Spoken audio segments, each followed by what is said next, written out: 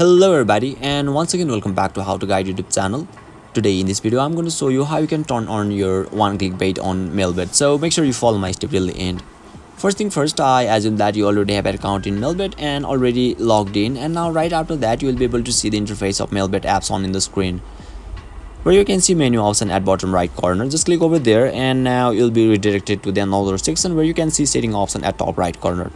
Once you tap on it, you'll be able to see one-click bait option. Just tap over there and now you can see you can enable or disable one-click bait. You simply need to enable it, and now you need to give a stake and finally click on apply, and you'll be able to turn on your one-click bait successfully. So basically this is how you can turn on your one-click bait on Melbet, and if you still encounter any issue during this process, feel free to leave a comment and I'll be happy to assist you. If you found this video helpful, please give it a thumbs up, and if you are new to this channel, make sure to hit the subscribe button and set the bell icon to on so that you can stay updated with our latest content. Thank you for watching, and I'll see you next time.